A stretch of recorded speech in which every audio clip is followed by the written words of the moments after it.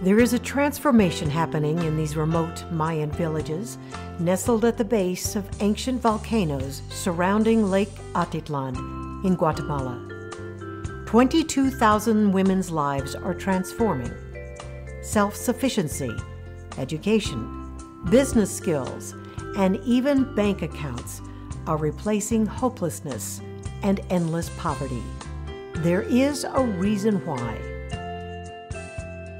In 1988, two entrepreneurs, Ted and Connie Ning, planted the seeds for a groundbreaking answer to mitigate poverty with dignity. Ted gave up his 20-year private practice as a surgeon, and Connie, a family therapist, began their journey as missionaries by shipping containers of medical supplies to Vietnam, a country still devastated by the Vietnam War. But the Nings soon realized handing out these badly needed items were a handout, not enough to create a long-term solution. That's a handout. Actually, it didn't make any sense, and it was boring, to be honest. I wanted to do something more vibrant, with more dignity for the recipient. They turned to microcredit, not something that had ever been tried in Vietnam. Mimi Schlumberger, a businesswoman and entrepreneur, volunteered to take the next step. Traveling to Bangladesh, she mentored with Nobel Prize winner and founder of microcredit, Mohammed Yunus. She credits Yunus for sharing the wisdom that gave Friendship Bridge its successful start in Vietnam, growing from 150 borrowers to 5,000 in 4 years. He had this absolute belief that poor people could work their way out of poverty, not a different model than charity. Oh, Vietnam was like, was magical. We would, that's where we started microcredit, and when we would give a woman a loan and come back, and in a month, she'd have a house, she'd have pots and pans, she'd have furniture, she'd have her kids in school. We were just going to start in Guatemala, and I asked him, how big should we grow? Should we get as big as we can? Should we say small? And he looked at me with a big smile on his face, and he said, "Are you good at what you do?" And I said, "Well, yes, we're pretty successful." He said, "Well, there's no question here. You just go for it, don't look back, and help every woman you can." And Friendship Bridge has never looked back. But their success in Vietnam was unsustainable. Unwelcomed by the communist government, they started over in Guatemala, one of the poorest countries in the Western Hemisphere. It was a country with half the literacy rate of Vietnam, making their efforts twice as challenging. But they were convinced it was the right thing to do. We are one global family, and here are some of the most disadvantaged members of that family. And then, so it only made sense to me to extend a hand towards those most disadvantaged, especially women, who are at the bottom of that barrel. Bottom layer of poverty and suffering. I really believe as a family you would help any member of your family, and in so doing, you help yourself. Friendship Bridge has been an incredible learning experience about working with others, not just the people that you're helping, but also working with the people who you bring on board to carry out this dream. So to me, it continues. It never reached its end. It's still moving forward, generating, attracting people with new ideas. That's what creates a growing organization. So to me, the work's not done. 25 years later, with 22,000 women crossing the bridge from despair to hope, the Nings reflect on what has made Friendship Bridge so successful. They say it was the education that came with the loans that made the ultimate difference. The education was what really changed everything for these women. Probably the most important to me personally was family planning or contraceptives. So that was life-saving, I thought, and life-changing for families. And it was a key element of what I thought we did that was really positive and helpful. By the woman being economically active and being able to bring money into the family, it changed her role within the family. By her being active and realizing that she could control the flow of money in the family, she could actually have a shared responsibility with the father. The education allowed women to look beyond the needs of their family, and they became part of the community. they actually saw themselves as agents that had a voice in their community. The Ning's leadership with Friendship Bridge marks just the beginning of its success. Since 1998, it has taken the talent of 7 board presidents to turn this fledgling organization into one that is internationally respected. In 2002, Friendship Bridge established its first board, with Mimi Schlumberger as president.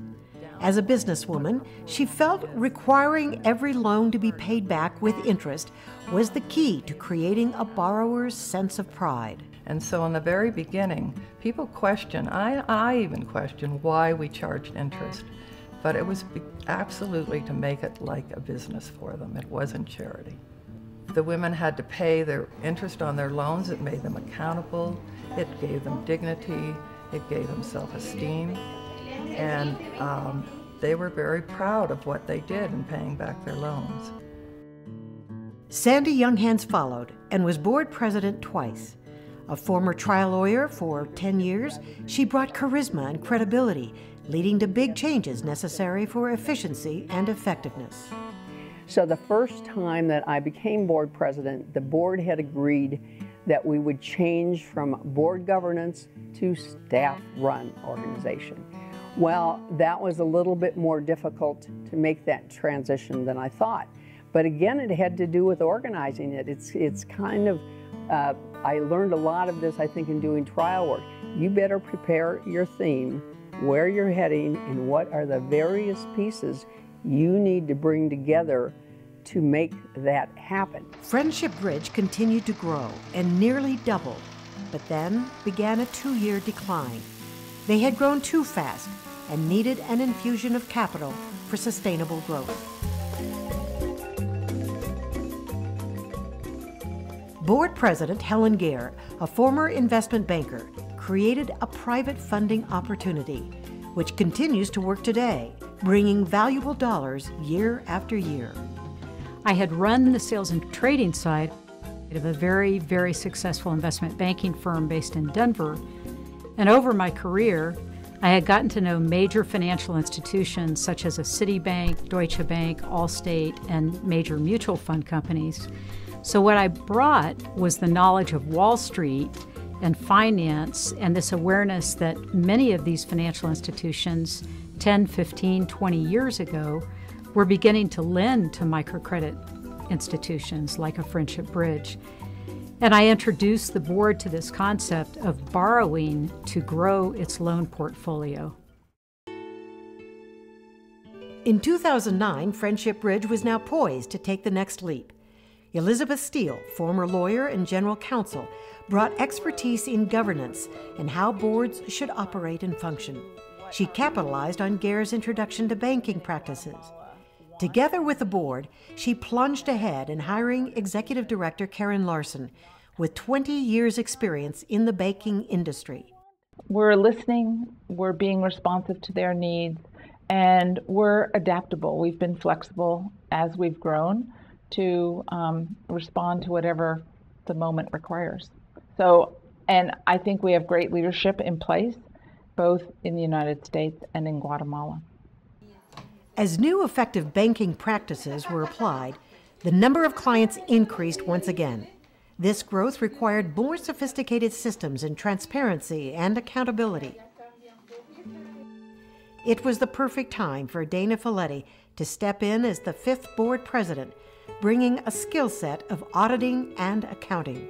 We implemented a very strong audit committee, a very strong budget process, along with the executive director who was very strong in the area of budgeting. So all of those things were part of building that infrastructure, but then also looking deeply at the internal controls for the banks and really transferring that knowledge to the Guatemala staff, and then also hearing from them what they perceive to be the risks. And so risk management, developing that process and that program really, and implementing that.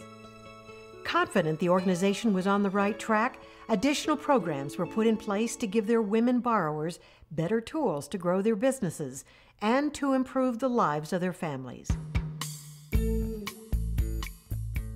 Francie Milner, a corporate lawyer in human resources, brought insight into the social impact Friendship Bridge was having on 14,000 women. What I'm really excited about is that we are adding these new services for our clients. New loan products, of course, but also new services that have to do with more advanced education, with particular help in assistance in training and loans for the agricultural program, for artisans, and our health services. These are new things for us.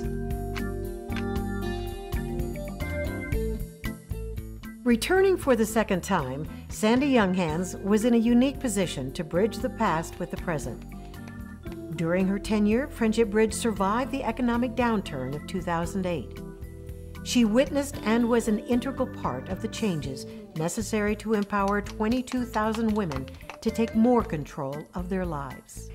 As I look back and forward with the unique success of Friendship Bridge, I think it is attributed to the fact that we really did stick with the original mission that Connie and Ted had, that we work with our clients, that we start with what it is that they want and what they need, and our role is to help them come to the solution and to figure out how to get there.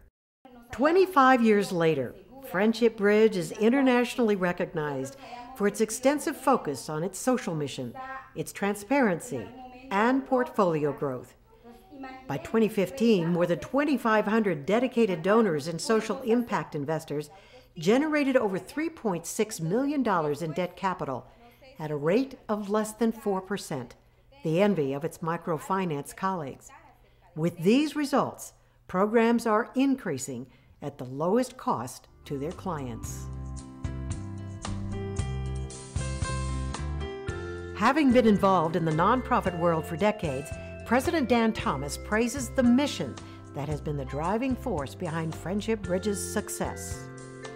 It's really refreshing to be involved with an organization that is driven by its mission, and I mean truly driven by its mission.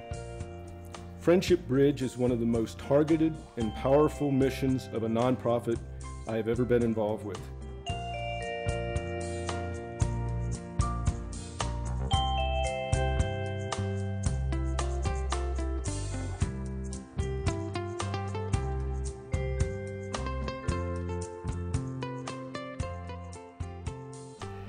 I knew that our project was working. We had gone to a meeting and all these women were dressed in their finest and they were all there thanking us.